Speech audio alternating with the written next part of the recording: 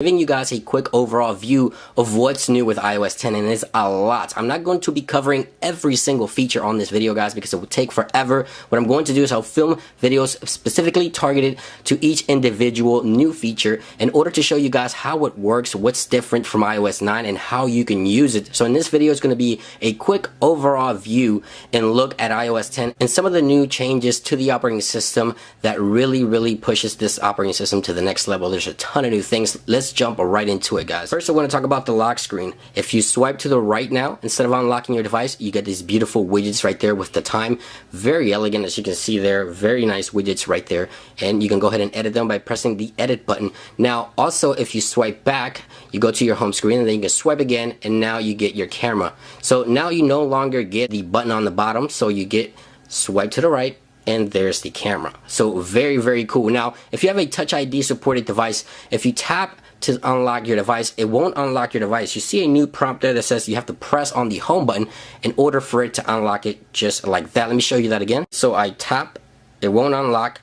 It's going to tell me that I have to press on the home button in order for me to unlock. Now, Apple did this in order for you to be able to see your notifications. If you have a newer device, you may notice that when you tap on your home button to unlock, it will go straight to your home screen and you won't be able to see your notifications.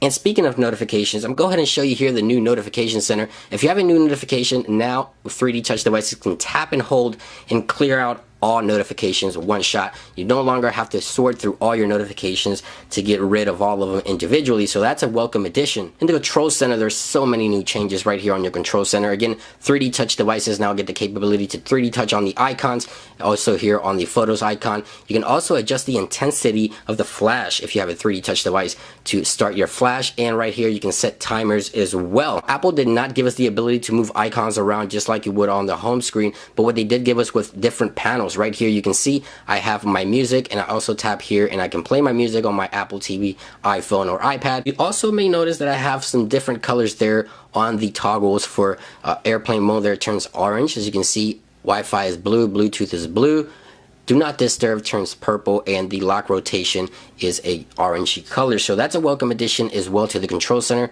Now, unfortunately, we did not get a feature that allow us to quit all applications at once. We still have to quit every single application individually. At least as of right now, we haven't gotten that feature with iOS 10. And here's a list of compatible devices with the new operating system. The iPhone 4S was dropped from the list. And one of the most exciting things I noticed about iOS 10, you can now remove native apps. Now, this is not going to remove all the apps because there's essential apps that must be installed on your device at all times, like the photos, the camera, the messages. You also have the news, which I thought Apple would allow us to remove, but they're not letting us. But we also get all these other icons that we can hide, and when you tap on there to delete them, you can remove them. Once you remove them, in order for you to get them back, you can jump into the App Store and download them from the App Store, so you no longer have to have those apps on your device themselves. And also here, as you can see, the folders, when I open them, it's a more cleaner look. It looks very nice, and you can also remove some of these other junk apps that a lot of people just don't really use. Now, a very awesome feature that Apple brought to the iOS platform is the ability to add widgets. So if I tap and hold on the weather,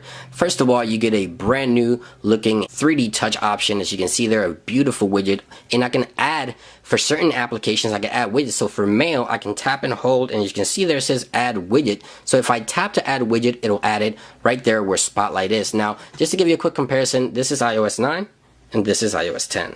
So as you can see there, a noticeable difference. A lot of widgets, and again, you can edit those widgets by tapping on the bottom right there to edit the widgets, and you can move them to different locations. Very simple. Now, you also may have noticed this brand new application here on the home screen that allows you to control all of your smart devices on your home. If you have a thermostat, things like that, you can control directly from your device. You don't have to have individual applications to control your smart devices from your home. A lot of people may find this very helpful, but you can also go ahead and remove this application if that's something you don't want. Now, there's additional 3D touch extensions here on some of the icons. As you can see there, the data option is now available, which was not available for iOS 9. And surprisingly enough, Apple is also letting us remove the iTunes store directly out of the device, which that to me was very impressive that they're allowing us to do that. That's basically where they get a lot of their revenue. So they're allowing us to delete these applications from the device itself. Now, I want to jump here into settings and kind of go over all the settings with you guys. Now, the operating system, of course, being beta 1, it's a bit glitchy at times, and this is the most powerful device running right now, iOS 10, the iPhone 6s Plus. So I want to go ahead and walk through some of the settings here. This looks very familiar. As you can see here, but you see a new Siri option there. As you can see right there, I can tap into Siri, and now I can control Siri options from within this settings here. I no longer have to dig through the general section, go back to Siri, and then set the settings. I can just adjust that from the original panel there. Now, I'm sure you guys are wondering about the wallpaper. There is one new wallpaper so far for iOS 10, and there it is. Right there it is, that green wave right there. Is a very beautiful wallpaper, and it's very interesting when you first set this wallpaper, at least on the iPhone 6s Plus, it actually looks like it's moving, but it's not. So it's a very, very cool wallpaper as well. Apple is also allowing us to 3D touch on folders just like that, and I can rename the folder. Now, I can't see my apps, but I can go ahead and rename the folder itself by 3D touching. But anyway, back to the settings application and some of the settings here. Right here in display and brightness, we have a new option, rise to wake. So basically, you can just rise your device to wake it up on your lock screen. So let's go ahead and try that now.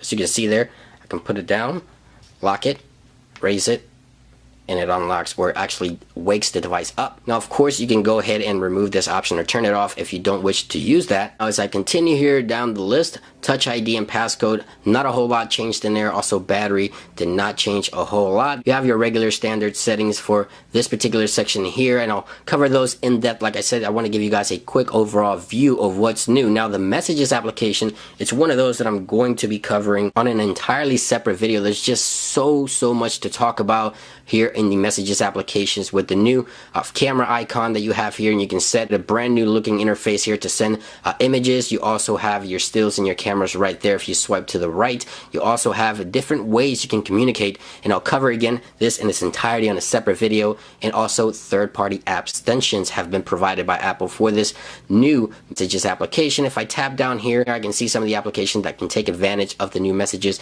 or I can tap right on this bottom right corner, and as you can see, there's a little bit glitchy and it's not working. There it is. It brings me back to my Apple Music if I want to share music as well. Now, the Photos app is also one of those apps that I'm going to be covering in its entirety. One of the new features that I love is memories. You can create memories with events or places that you go to, and here are some of the new options available for the new cameras application. But again, I'm going to be covering this, or Photos application, and I'm going to be covering this at its entirety on a separate video. You can now edit live photos without losing the live effect. If you guys have a 3D touch device, you know what I'm talking about. You also have the memories that you can create, and you also have a face recognition, so it sorts your photos depending on the person, which has been available in the Mac before. Now, another feature I was looking forward to was a night mode on iOS, but we did not get a dark mode. But digging around here through the accessibilities feature, if I go here into the display accommodations, I can go ahead and select a color filter, and it allows me to change the color of the display, so I can essentially